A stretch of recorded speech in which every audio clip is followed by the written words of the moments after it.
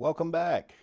Last week we had a good time learning that trick shots can actually help your game. That would seem to be such a popular video, I decided to make another one. And this weekend, on Sunday, when I was having my practice time with a friend of mine, he we were we were just playing around, playing different racks and stuff.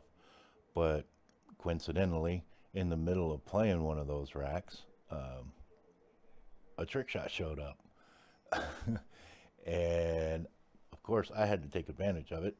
Um, Normally, it's the kind of rack that uh, some people would think would be unrunnable. Uh, but if, again, like I said, trick shots can help your pool game. And this particular pool game that I was playing during practice with my friend proves just that point. So I want to show you a video. And the format's going to be a little different today because I'm actually going to teach you guys how to do some basic trick shots that uh, your your brand new beginner person trying to learn how to do trick shots can do. Um, yes, they're still beneficial. Yes, they will teach you some things about the game, especially when you're trying to set the shots up. They will teach you about tangent lines, lines of center, um, speed, all that sort of stuff that we discussed last week. So they're still good and beneficial for your game, even though just about anyone can actually do them if you can hold the stick and shoot a ball correctly.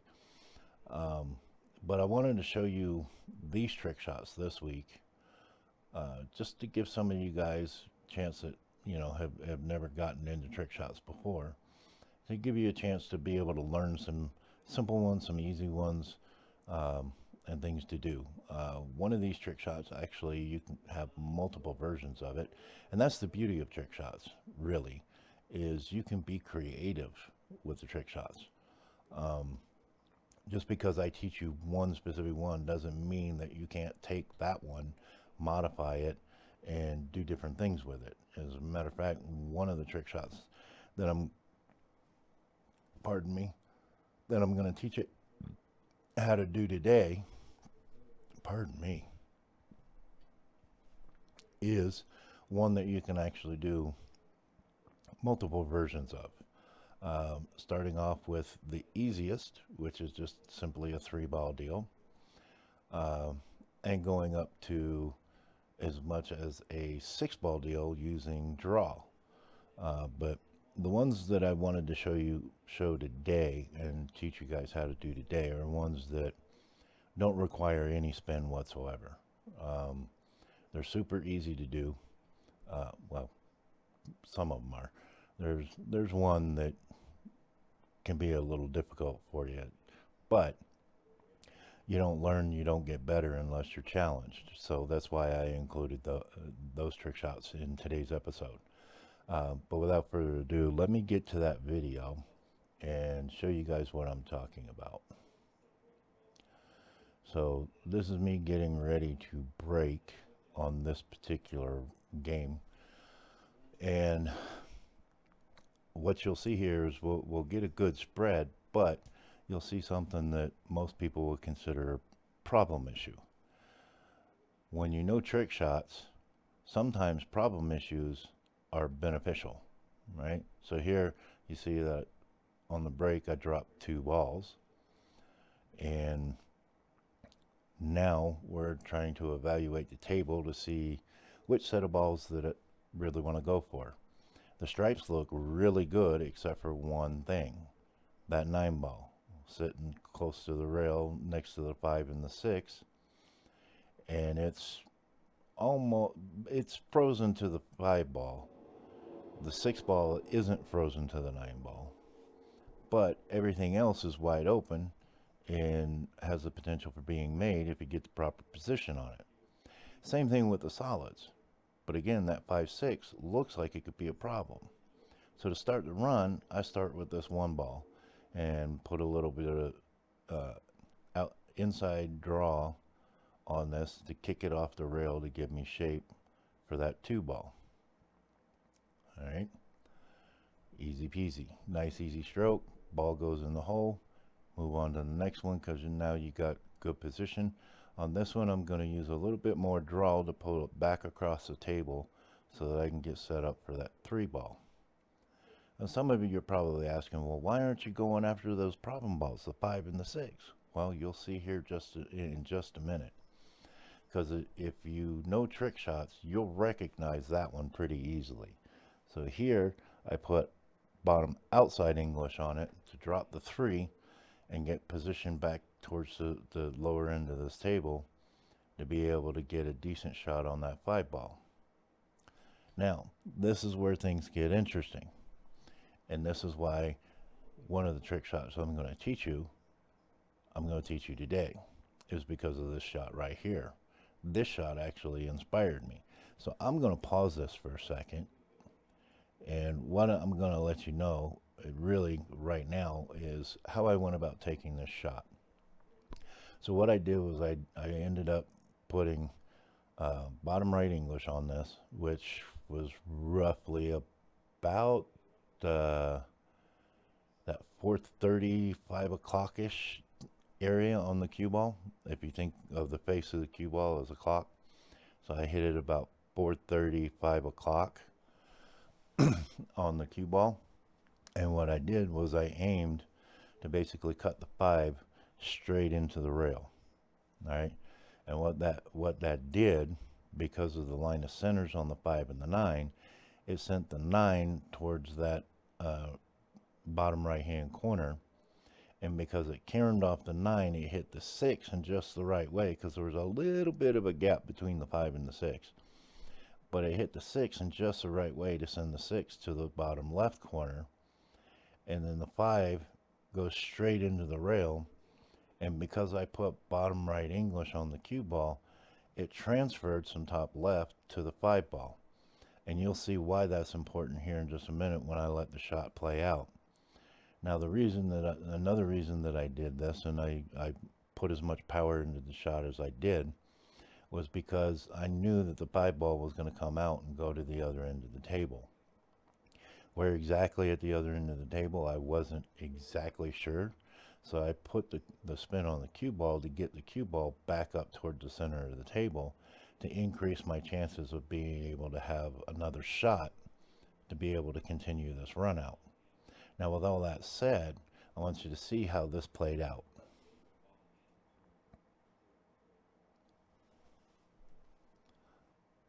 Lining up to send that 5-ball straight into the rail. Fire it with about medium stroke. 6 goes in, the 9 goes in, and the 5-ball goes down table, 2 rails, comes back out, and sets up nice and pretty right in the middle of the table.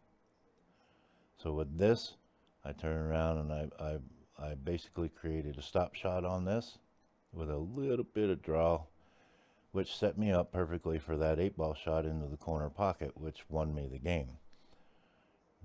And those problem balls were actually the reason why I was able to run that table out. And it's trick shots that help that possible. And this trick shot right here is the one that I'm referring to. This is the 5-ball version. There is a 3-ball version, a 5-ball version, a 6-ball version, and there's a 3-ball version and a 5-ball version, or a 3-ball version and a 6-ball version that requires some draw to be placed on it. What I'm showing you today is just your basic shot.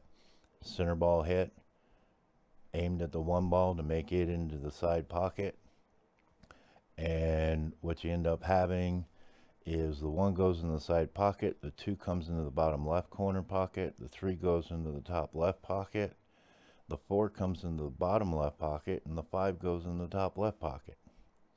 So let's watch that play out. And then I'll break it down and show it to you in more of a diagram and teach you how to actually set this shot up and actually make the shot.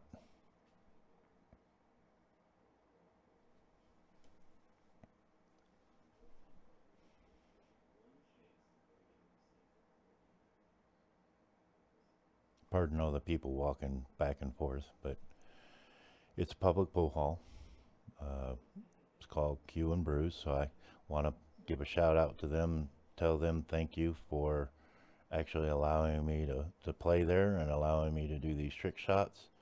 Um, I like shooting there because they don't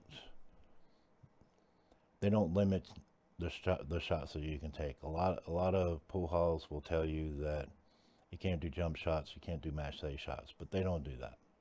And what I'm doing here is basically lining up the ball, the centers of the ball from the one through the two down to the pockets point on this left lower corner. Again, that's to allow for some throw. So they're literally being aimed at the pockets point. So if this were to happen without the effect of throw or cut induced throw, then those balls would go right to the pockets point. But because there is cut induced throw here, you have to line these balls up to where they go to the pockets point. And you saw me doing the same thing with the line of centers from the center of the one ball through the center of the three ball to the pockets point in that upper left corner. Doing the same thing right now with the cue ball and the five ball. And this little tap that I'm giving the balls is to make a very small impression that doesn't harm the table, to make sure that they stay frozen together and stay in place once I get them lined up. There you saw me do it from the center of the cue ball through the center of the four ball to the pockets point on this lower left pocket. Now, if I remember correctly, this is where I actually take the shot. I line up on it.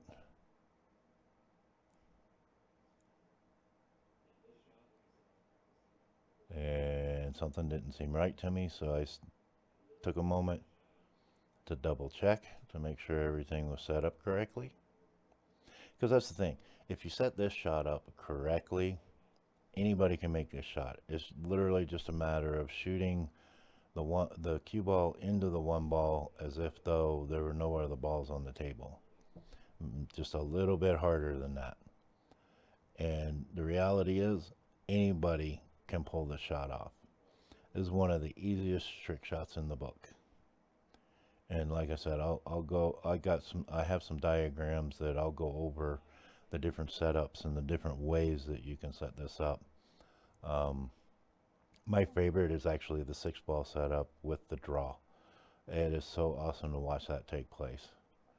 You set it up, essentially you set it up just like this, and then you put another ball in the side pocket behind the cue ball. And you use a draw stroke to make all 6 balls in one shot. And there we go. All 5 balls down in one shot. And it's amazing how many people don't know how to do this. Now, I'm going to pause this here real quick and fade in this diagram. This is the simplest form of that trick shot. So you're literally setting the one ball up, one diamond away from the side pocket in the very center of the table. The cue ball is lined up in a straight line right across the table towards the other side pocket. And then in order to make the 2 and the 3 ball into the pockets, like you see these lines demonstrating the line of travel, that's when you need to line up the center of the balls, the 1 and the 2, to that pockets point at that pocket, and then the line of centers from the 1, the 3 to the pockets point of the other pocket. And then it's just a matter of shooting straight into the 1, and you'll make all 3 balls in one shot. Now, if you think back to the beginning of that video where I showed you the 5, the 6, and the 9 being clumped together, it looked just like this, didn't it? And this is one of the reasons why I was able to pick up on being able to make that shot, and why I wasn't concerned about that run out coming to an end, because those were problem balls. To me, they weren't problem balls. They were an opportunity to keep a run going, and I used it that way. So here's a more complex version of it, which is the one that you saw me just do in that video. And you saw me setting it up and lining it up. Again, when you add the 4 and the 5, you want to make sure that the line of centers from the cue ball through the 4 ball going through the center of the 4 ball goes to the pocket's point of that pocket. And in doing so, your cut induced throw from sending the cue ball into the 1 will actually throw that 4 over into that pocket. The same thing is true when you set up the 5. Go from the center of the cue ball to the center of the 5 to the pocket's point of that right hand pocket. And then when you pull the trigger and fire that cue ball through the 4 and the 5, the 4 and the 5 go to the pockets first because they have the most energy, and then the cue ball hits the 1, which creates that delay for the 2 and the 3 to follow in behind the 4 and the 5, and the 1 goes straight into the side pocket. And then the other more complex version of this, which that I was telling you about, is the 6-ball version. So set up exactly the same way as the other two, only this time you're shooting the shot into the 1 with a draw stroke that has the 8-ball sitting in the side pocket. So you go through, you drop the 4 and the 5 in those 2 corner pockets. The cue ball comes up, hits the 1 ball, drives it into the other side pocket. The 2 and the 3 go to the corner pockets, and the cue ball comes straight back to drop that 8 ball in the other side pocket. So you get 6 balls in one shot. Now you can also do this without the 4 and the 5 and just have the 1, 2, and the 3 with the 8 ball sitting there and do it as a 4-ball trick. So as you can see, it's the same shot, just set up a little bit differently with more balls added to it. And the more balls that you add to it, the more complex it gets, but it's all the same relative ease of pulling off the shot. It's when you start getting into the draw part of this, where you do the 3-ball version or do the 4-ball version or the 6-ball version of the draw part of it, where you're gonna need to know how to be able to do a draw shot and be able to pull that stroke off with at least a medium stroke and still make all the balls. But it's super simple and super easy to do, which is one of the reasons why I wanted to show these to you. Now, moving on to another trick shot, which requires absolutely no English whatsoever, is this shot, where you have the cue ball frozen to the rail at 2 diamonds out, and then the 8-ball frozen to the cue ball. Now, a lot of people think that this shot can't be made, but this shot goes in 2 different places. The lower left corner pocket, like you just saw there, and the lower right hand pocket over by where I'm setting up. Pardon me. All right, so to break these down and show that to you, I'll bring in this diagram. In order to shoot that shot and make it into that lower right pocket like you saw, this is how you need to set up. Your cue needs to come, and this is kind of dependent upon the condition of the table as well. If your bumpers are very reactive, you can actually get away with coming closer to that middle diamond on the short rail that have your stick lined up with. All right, so this is one of those ones you'll have to play around with a little bit to see what position or what angle aiming at the cue ball comes into play to make it work on your table. But the idea in behind this shot is that you shoot the cue ball into the rail, all right, and then when the rail forces the cue ball back out, you want the cue ball to make contact with the 8-ball and be in the position where you see that blue circle. And if it's in that position, then it'll send the 8-ball straight to that corner pocket. The other version of that you saw with the bank is about the same. It's a little bit different. You're going to have to narrow up the angle that you're approaching the cue ball at. So as you can see here, the cue is actually passing over the edge of that corner pocket and then shooting the cue ball into the rail. You want to make contact with the 8 ball where you see that blue circle again. You don't need any English. You just need to make sure that you get the right angle of approach and you send the cue ball into the rail at the correct angle. And if you do, then you'll pull those shots off. So why do these what's the difference between these two shots and how can they help? Well, if you got a blocking ball in this bottom right hand corner, you're obviously not going to be able to bank the 8 ball over there. But if that upper right hand pocket, as you see in the diagram, has a blocking ball, then you're not going to be able to go directly to it. So you have this option where this particular trick shot has 2 ways that you can pocket the ball. And if you really think about it, and I haven't tried it yet, but I'm considering it because I want to see if it is possible. But I'm thinking that you could probably even pull off the same thing with the side pockets, just coming in from the opposite direction. Instead of coming in from the right, like you see in this diagram, come in from the left, shoot it into the rail and see if you can get it in directly into the side pocket or bank it back into the opposite, onto the same side pocket on the same side of the table where you're starting off from. So there's another possibility. And that's how easy, well, this one isn't the easiest one to do, but there's no English involved. It's fairly straightforward. And the only consideration you really need to take a look at is the condition of the rails. If the rails are in good condition, they're going to react the same pretty much every time until you beat up that one spot enough.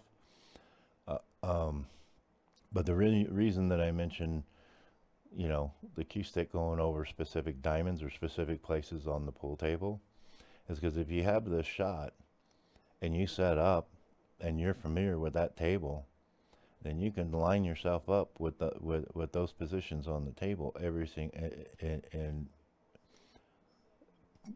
be consistent with making that shot, because it gives you a reference point on the table to be able to pull this shot off.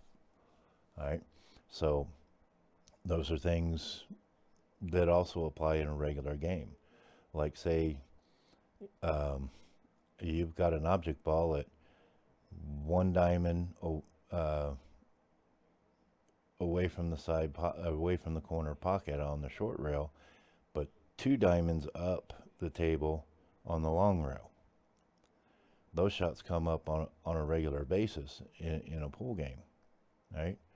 So if you got your cue ball in a particular position or a particular spot to take that shot, and you've practiced that enough, then you'll pretty much have an idea where you can line your cue stick up on the diamonds and off the rail and in a particular position on the table to be able to make that shot every single time. Same kind of thing. Again, benefits of learning trick shots for your regular game. So I'm going to bring this video back up, fade that in, and move on to the next shot. This one is similar to the last one that I showed you, but with an added ball. So let's say you get snookered in a game and you're stripes, and you need to make that stripe in order to be able to drop the 8 ball and win the match. Well, principle is similar, only you're widening up the angle of approach into the cue ball. So as you can see here, I'm lining up with a 1.5 diamonds and going to stroke this shot, and watch what happens. Goes into the rail, comes out, hits the 11 ball. The 11 ball hit the pocket's point on the side pocket and bounced out. So now I know, well, that sent it a little wide. So now I need to close down that angle just a little bit, or open it up depending on what the case is. But since I hit the bar pocket, I'm gonna widen that angle up just a little bit in order to get that 11 ball to go in the side pocket.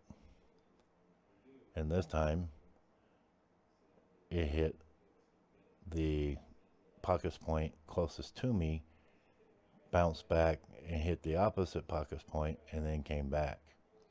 So now I'm making another adjustment to narrow that angle down just a little bit more. And this time I'll actually make the shot. You see how I'm looking at the rail and positioning my cue there and figuring out that angle? And see how I opened that up just a little bit more in order to get it to actually go closer to where I wanted it. And that time I opened up a little too much, so I hit that pocket point closest to me. So the first two shots I hit the hard pocket point. Sorry about that. So then I decided to adjust and then I hit the pocket point closest to me. So now I know I gotta go have my cue lined up somewhere on the rail in between those two spots. You know, so this time I'm a little bit farther away, and boom, I make the shot. Drop the 11 ball in there and never touch the 8.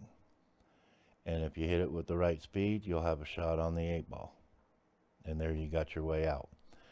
Now this one, we're gonna skip this one and bring in this diagram to show you how that breaks down. Because that last trick shot's gonna require some English, but we'll go over it. Oh, I'm sorry, the next one is another one. But for this particular one, you notice I'm coming in from that second diamond to shoot the cue ball into the rail to get it to come out and make contact with the 3 ball where you see that blue circle. And there's no English involved whatsoever.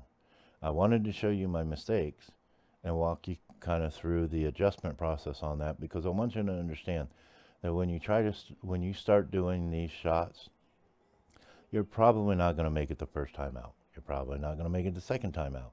It's going to take a little bit of trial and error. And depending on what type of table you're on, whether you're on a bar box, whether you're on a Brunswick, whether you're on an Olhausen or a Diamond or an 8-foot table or a 9-foot table, all these different angles and all these lines are going to change based on the table and the table conditions. So knowing how to set these up, you also need to take those things into consideration and make sure you set them up properly on that table, because what works on a bar box isn't going to necessarily work on a 9-foot table. So you have to understand the concept and the principle behind it in order to set it up on different tables. That's why I'm showing you these. That's why I'm showing you these diagrams. These are the concepts. Now once you get onto, like say with this shot on a bar box, you might be able to pull it off coming in on that middle diamond on the short rail.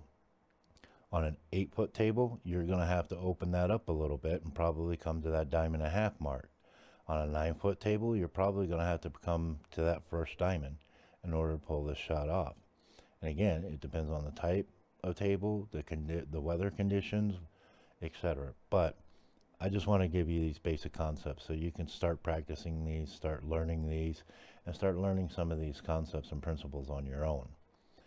They're very basic shots. They're super easy. Anybody can make them. Like this shot here, my guess is you probably pull it off within the first 10 attempts. That's how simple it is, if you just understand the concept behind it. Shooting the ball into the rail to get the rail to kick it out at just the right spot to send that object ball to the pocket. So we'll bring this video back in and show you the next trick shot. And this one I call the prison break, because you're pretty much locked up behind that 1 ball trying to get to the 9 ball. So in this one, you're shooting into the rail again to get out from around the 1 ball without touching it, and sending the cue ball 3 rails around the table to grab the 9 ball in the pocket. And you may or may not get this one on the first time. It'll probably take you 10 or so tries to get it right. But again, that's kind of the whole point. And once you do get it right and you figure that out and you understand the shot and how to set it up, you'll be able to do this repeatedly over and over and over again. And be able to impress your friends, be able to have some fun on, on a night out, etc., etc. All the things we talked about last week. But I want you to see this shot and see that this is very doable and very possible. When a lot of people in a regular pool game will look at this and think they have no way to get to that 9-ball. But you do. You just have to know the angles. You have to know the condition of the table. You have to know how to shoot into the rail in order to pull some of the stuff off. And it's trick shots like these that have saved me many a times in a game or in a match or in a tournament, which is one of the reasons why I love doing trick shots. Trick shots are a lot of fun. They really are, especially once you understand how to do them and you pulled them off a few times and you start doing it in a way that you're proficient at it. I mean, how can you not enjoy that and get happy and excited about that, right? I mean, think about that, right? So, where is that diagram? I had a diagram for that shot, or at least I thought I did. Okay, I guess I didn't make a diagram for it. My bad. But you get the point. It's very similar to the one that I showed you with just the cue ball and just the 8-ball. The only difference is you're shooting it into that rail in order to get that object ball to get the cue ball to go 3 rails around the table and drop the 9. No English. You just have to find the right angle at which to shoot that cue ball into the rail to get it out from around the 1 ball and hit the long rail at the appropriate point. And if you do that, you're going to make the shot.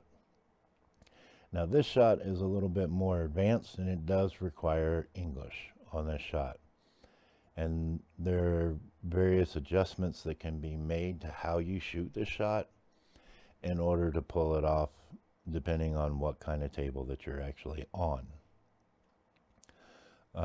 And primarily with this shot, you're looking at doing a force follow shot, which is basically hitting the cue ball as high as you can possibly hit it without miscuing. Right? And when you set this shot up, the 1 ball and the 9 ball are going to be set up in the pocket so that 1/4 of the ball is inside that line. If you were to draw a straight line from one pocket point to the other pocket point, then 1/4 of the ball is going to be to the inside of that line. The 8-ball goes at 1.5 diamonds on the short rail, and then you set up your cue ball at the 2nd diamond from the opposite corner pocket from the 1 ball. And you want to have it anywhere from frozen to the rail to anywhere to about 1 inch away from the rail. For me, I like to put mine at about 1/8 to 1/4 of an inch away from the rail. Shoot this ball with as much top English or as high on the cue ball as I possibly can. And in order to help from miscuing, I'll even elevate the back of my cue about 3 to 5 degrees. And this particular attempt at this, I missed the shot because I hit the 8-ball. The idea is to make both the 1 and the 9 without touching the 8-ball. And once you understand how to hit the shot with the force follow and hitting as high on the cue ball as you can without miscuing, right? Then it becomes a matter of speed and getting the speed correct for the amount of spin that you have on the ball, which is very similar to the Massey stroke that I taught last week. But this is much easier than a Massey shot. Right? As long as you line up correctly, you get as high on the cue ball as you possibly can, elevate your cue 3 to 5 degrees. Right? There I didn't elevate the cue enough, and my cue went right over the top and I miscued. So even somebody that does these trick shots on a regular basis and is fairly proficient at these can miss these shots.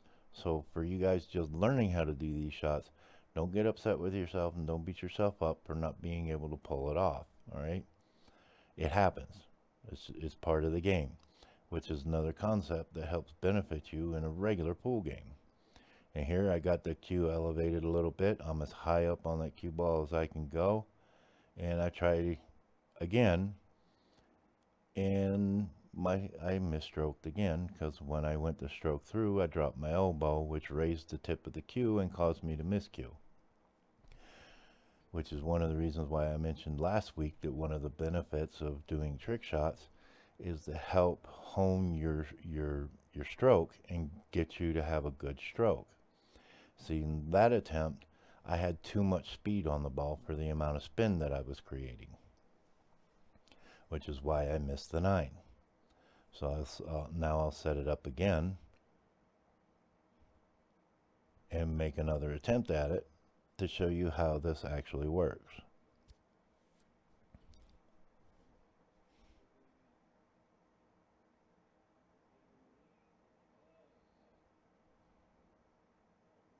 Oh, and by the way, when you're aiming at the one ball, you want to make sure that you hit a half ball on that one ball. Now see there, I got the speed and the spin correct, made a half ball hit on the one ball, and it worked out. So here's the diagram for that and what's actually happening. Okay, cue ball at the second diamond, up table. On the same rail in the opposite corner pocket, you have the one ball, with a quarter of the ball being behind the pocket's point line. All right, you're going to hit half ball on the one ball, so that way the cue ball deflects into the rail, bounces off the rail far enough that then allows the top spin or your follow to kick in and pull the cue ball back to make the ball in the opposite pocket. Okay, again, this is a more complicated shot than the other shots, and this is going to take you some practice in figuring out how to do force follow, but it's one of the more simple trick shots that you can do. All right, and trick shots can get extremely complicated, they really can. All right, but I'm just trying to show you some of the more basic ones just to get you started and give you an understanding on how to do those. So if you liked what I did this week, you like this kind of content, you like learning how to do these trick shots, give me a smash that like button, hit the subscribe button, and leave a comment for me. Let me know if this helped you out. Let me know if you guys try these trick shots. Let me know if you pull them off. If you want to see me do more of these, leave that comment. Let me know what you liked about it, what you didn't like, and whether or not you want to see more. And with that said, we're going to go ahead and close this out, and I'll go ahead and give you that intro video again, which I don't know about you guys, but that one got me hyped up. I like that intro, so I'm probably going to be using that going forward. But until next time, have fun with these trick shots, pull them off, amaze your friends, win a little bit of money if you want to, but just enjoy it, guys, because trick shots are fun. Learning the trick shots is fun.